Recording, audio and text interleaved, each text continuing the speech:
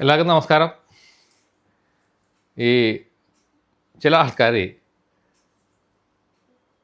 കരിനാക്കുള്ള ആൾക്കാർ ഉണ്ടെന്ന് പറയും. ഞാനിത് പറയുമ്പോൾ നിങ്ങളുടെ മനസ്സിലേക്ക് പെട്ടെന്ന് ചില ആൾക്കാരുടെ ഫേസൊക്കെ ഓർമ്മ വരും. കരിനാക്ക് ഉള്ള ആളുകൾ, അല്ലെങ്കിൽ പറഞ്ഞാൽ റിവേഴ്സായിട്ട് സംഭവിക്കുന്ന ആളുകൾ, ഇങ്ങനെയുള്ള ആളുകൾ. അപ്പോൾ ഈ അടുത്ത കാലഘട്ടത്തിൽ ഞാൻ അങ്ങനെ കുറച്ച് പേരെ കണ്ടിട്ടുണ്ട്. അതിൻ്റെ ഉദാഹരണം നിങ്ങൾക്ക് ഞാൻ എന്നിട്ട് കാര്യങ്ങൾ പറയാം, അപ്പോൾ പെട്ടെന്ന് മനസ്സിലാവും.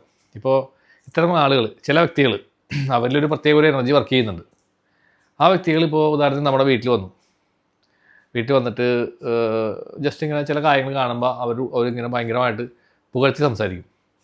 ഇപ്പോൾ ഉദാഹരണത്തിന് നല്ലൊരു വീട്ടിലൊരു വാഴ ഉണ്ടെന്നിരിക്കും, നല്ല ഒരു 10-30 കിലോ തൂക്കമുള്ളൊരു വാഴക്കൊല ഉണ്ടായി നിൽക്കണമെന്ന് വിചാരിക്കും. ഇവർ വന്നിട്ട് പറയാണ്, എന്താ കൊലയുടെ ഒരു വലിപ്പം, ഇത്രയും വലിയ കൊല ഞാൻ അടുത്ത കാലത്തേക്ക് കണ്ടിട്ടില്ല എന്ന് പറഞ്ഞ് അങ്ങോട്ട് പോകും. ഇവർ ശരിക്കും പറഞ്ഞാൽ ആ പടി ഇറങ്ങുന്നതിന് മുമ്പ്, ആ ഒരു ഗേറ്റ് കടന്ന് പോകുന്നതിന് മുമ്പ് തന്നെ ആ കൊല ഒടിഞ്ഞ് വാഴ അടക്കം താഴെ വീടുണ്ടാവും. ഇത് ഒരു സയൻസിന് തന്നെ വെല്ലുവിളിയായിട്ടുള്ളൊരു സാധനമാണ്.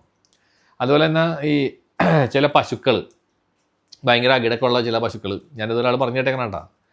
അപ്പോൾ ഇതുപോലെ കണ്ടേ നോക്കിയിട്ട് ഇങ്ങനെ പറയും, ഈ പശുവിൻ്റെ അകിട് ഭയങ്കര ഭീകരമായ അകിടാണല്ലോ, ഇത്രയും വലിയ അകിടുള്ള പശുവിനെ ഞാൻ ജീവിതത്തിൽ കണ്ടിട്ടില്ല എന്നൊക്കെ, അങ്ങനെയുള്ള ചില ഡയലോഗ് അടിക്കും. പക്ഷേ പിന്നീട് പിറ്റേ ദിവസം മുതൽ ആ പശുവിന് ആ അകിടിന് സംബന്ധമായ അസുഖങ്ങളായിരിക്കും. അതേപോലെ ഇങ്ങനെയുള്ള ആളുകൾ നിങ്ങളുടെ ചുറ്റും ഉണ്ടാവും. പിന്നെ ചില ആളുകളൊക്കെ ഈ ബൈക്കിനൊക്കെ, എനിക്കറിയുന്ന ഒരാളാണ്, ഇങ്ങനെ ബൈക്കിന് ഇങ്ങനെ ചീർപ്പാഞ്ഞ് ഇങ്ങനെ ഒരാൾ പോവുകയാണ്.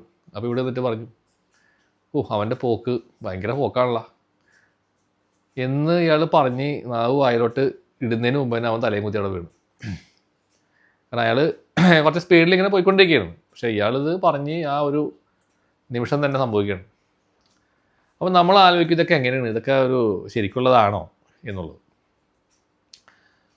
അപ്പം ഞാൻ ഈ ഒരു വിഷയത്തിൽ ആദ്യമൊന്നും എനിക്കിതിനെപ്പറ്റി അത്ര ധാരണ ഉണ്ടായിരുന്നില്ല. അപ്പോൾ അത് എന്തുകൊണ്ടാണെന്നുള്ളത് ഞാനും ഇങ്ങനെ ആലോചിക്കുമായിരുന്നു. പക്ഷേ ഈ അടുത്ത കാലത്ത് ചില ആളുകളുടെ കേസുകൾ നമ്മൾ ചെയ്യുന്ന സമയത്ത് എനിക്കൊരു കാര്യം മനസ്സിലായെന്ന് വെച്ചാൽ, അതൊരു എനർജിയാണ്. ഇത്തരം വ്യക്തികളിൽ പ്രവർത്തിക്കുന്ന ഒരു എനർജിയാണ്. ആ എനർജി ഒരു നെഗറ്റീവായിട്ടുള്ളൊരു ഊർജ്ജം തന്നെയാണ്. അവർക്കത് നെഗറ്റീവായിട്ട് തോന്നേയില്ല, ഇവർ കണ്ടാൽ നമുക്ക് നെഗറ്റീവായിട്ട് തോന്നേയില്ല. പക്ഷേ ഇവർ പറയുന്ന കാര്യത്തിൽ ഇതേപോലെ പ്രവർത്തിക്കും. പിന്നെ അതേപോലെ തന്നെ ഇവർ പറയണ ചില കാര്യങ്ങൾ മറ്റുള്ളവർ തെറ്റിദ്ധരിക്കും. ഇപ്പോൾ എന്തെങ്കിലും കാര്യം ഒരു പറഞ്ഞാൽ നേരെ റിവേഴ്സായിട്ട് സംഭവിക്കും. നേരെ റിവേഴ്സായിരിക്കും സംഭവിക്കുക അവർ പറയുന്നത്. അങ്ങനെയുള്ള ഒരുപാട് അനുഭവങ്ങളുണ്ട്. നിങ്ങൾക്കൊക്കെ അനുഭവങ്ങളുണ്ടാവും. അനുഭവങ്ങളുണ്ടെങ്കിൽ നിങ്ങൾ താഴെ കമൻറ്റ് ബോക്സിൽ ഇട്ടോളൂ, ബാക്കി എല്ലാവർക്കും വായിക്കുകയും ചെയ്യാം. അപ്പോൾ ഇതൊരു ഒരു കണ്ണ് വെക്കുക, അല്ലെങ്കിൽ കണ്ണേറ്, അങ്ങനെ ദൃഷ്ടിദോഷം, അങ്ങനെ പല പല വാക്കുകളൊക്കെ ആൾക്കാർ ഉപയോഗിക്കുന്നുണ്ട്. പക്ഷേ ഇതൊരു പ്രത്യേക കാറ്റഗറിയിൽപ്പെട്ടൊരു സംഭവമാണ്. ഇതിന് നമുക്കൊന്നും പറയാനില്ല. എന്താ വെച്ചാൽ ആ എനർജി എന്താണെന്ന് നമുക്ക് ഇവിടെ നിന്ന് കണ്ടുപിടിക്കാൻ പറ്റില്ല. പക്ഷേ ഞാൻ ഈ അടുത്ത കാലത്ത് ഇതുപോലെ ഒരാളുടെ ഹീലിംഗ് ചെയ്തപ്പോൾ അയാളുടെ ഒരുപാട് എനർജീസ് ക്ലിയർ ചെയ്തു. അവനെ ഒരുപാട് സോളിരിപ്പുണ്ടായിരുന്നു, ബാധകൾ ഇരിക്കണ്ടായിരുന്നു. അങ്ങനെ നമുക്കത് എന്താണ് ഏതാണെന്നൊന്നും നോക്കി വ്യക്തമായിട്ടൊന്നും കണ്ടുപിടിക്കാൻ പറ്റുന്നില്ല. എനർജീനെ ഇങ്ങനെ റിലീസ് ചെയ്ത് ഇങ്ങനെ കളഞ്ഞുകൊണ്ടിരിക്കാൻ പറ്റും, ശുദ്ധമാക്കി വിടാൻ പറ്റും.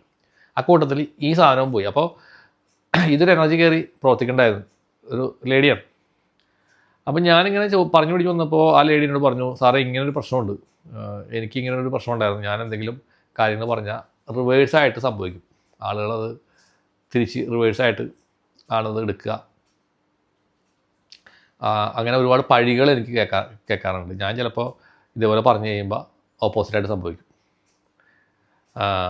അപ്പോൾ ആളുകൾക്ക് പൊതുവേ ഇയാളെ കാണുമ്പോൾ ഒരു വെറുപ്പ്, അയ്യോ അതേ വന്നുണ്ട്, അയാൾ ഇനിയിപ്പോൾ എല്ലാം പറയും എന്നുള്ള ഒരു സാധനം. അത് നമുക്ക് മാനസികമായിട്ട് ഭയങ്കര പ്രയാസം ഉണ്ടാക്കുന്ന ഒരു പരിപാടിയല്ലേ അല്ലേ. ഇപ്പോൾ പറയുന്ന വ്യക്തി അറിയണമില്ല അല്ലേ, അയാൾ പറയുന്നത് റിവേഴ്സാണ് സംഭവിക്കണമെന്നോ, അല്ലെങ്കിൽ ഞാൻ പറയണത് ഇങ്ങനെ ആയിപ്പോകുന്നു, അത് അവരറിയണില്ല. അത് എന്തുകൊണ്ടാണെന്ന് അവർക്ക് അറിയത്തില്ല. അവർ നിരവധികളല്ലേ ശരിക്കും പറഞ്ഞു കഴിഞ്ഞാൽ. പക്ഷേ ഇതെല്ലാം എനർജിയുടെ ഒരു കളികളാണ്. അപ്പോൾ ഇത് നമുക്കത് മാറ്റാനായിട്ട് സാധിക്കും. പക്ഷേ ആ വ്യക്തി നമ്മുടെ അടുത്ത് ഹീലിങ്ങിന് വരണം. ഹീലിങ്ങിന് വരുമ്പോൾ നമുക്ക് എനർജി ക്ലിയറിങ് ചെയ്യുമ്പോൾ അത്ര എനർജികളെയും കൂടി എടുത്തു മാറ്റാനായിട്ട് സാധിക്കും എന്നുള്ളത് ഈ അടുത്ത കാലത്ത് എനിക്കത് വെളിപ്പെട്ട് വന്നു. അങ്ങനത്തെ ഒരു കേസ് ഞാൻ ചെയ്തപ്പോൾ എനിക്ക് മനസ്സിലായി. അതിനു മുമ്പ് എനിക്കറിയില്ലായിരുന്നു ഇത് എങ്ങനെയാണ് ഇത് ശരിയാക്കുക. അപ്പോൾ ഞാൻ കേട്ടേക്കണത് ഈ ഗുളികൻ, നാവിൽ ഗുളികൻ അല്ലെങ്കിൽ ലഗ്നത്തിൽ ഗുളികൻ എന്നൊക്കെ ചിലർ പറഞ്ഞു കേട്ടിട്ടുണ്ട്. എനിക്ക് കൂടുതൽ അറിഞ്ഞൂടാ. അസ്ട്രോളർമാരുണ്ടെങ്കിൽ കമൻറ്റ് ചെയ്യുക, പഠിച്ച ആൾക്കാർ. അങ്ങനെയൊക്കെ നിന്ന് കഴിഞ്ഞാൽ ഇങ്ങനെ ഉണ്ടാവും എന്ന് പറഞ്ഞ് കേട്ടിട്ടുണ്ട്. പക്ഷേ എനിവേ എനിക്ക് അതിനെപ്പറ്റി അറിഞ്ഞൂടാ. അസ്ട്രോളജി ഒന്നും ഞാൻ പഠിച്ചിട്ടില്ല. പക്ഷേ നമുക്ക് ഇങ്ങനെ ഒരു അനുഭവമുണ്ട്. അപ്പോൾ ഇനി അങ്ങനെയുള്ള കേസുകൾ വരുമ്പോൾ അതിനെപ്പറ്റി ഞാൻ അടുത്ത വേറെ വീഡിയോസിൽ ഞാൻ പറയാം. അങ്ങനെയുള്ള കേസുകൾ ശരിയാക്കി കൊടുക്കാൻ പറ്റുന്നുണ്ടെങ്കിൽ. നമ്മൾ ഓരോരോ മേഖലകളിലോട്ടും കടന്നു വരുമ്പോഴേക്കും പല പല ഹീലിങ്ങുകൾ സംഭവിക്കുന്നുണ്ട്, പല പല മാറ്റങ്ങൾ ആൾക്കാർക്ക് വരുന്നുണ്ട്. അതുകൊണ്ടാണ് ഞാൻ ഇങ്ങനെയുള്ള വിഷയങ്ങൾ വീഡിയോയിലേക്ക് കൊണ്ടുവന്ന് പറയുന്നത്. അപ്പോൾ ഈ വിഷയം നിങ്ങൾക്ക് മനസ്സിലായി കാണുമെന്ന് വിചാരിക്കുന്നു. എല്ലാവർക്കും നന്മ വരട്ടെ. നന്ദി, നമസ്കാരം.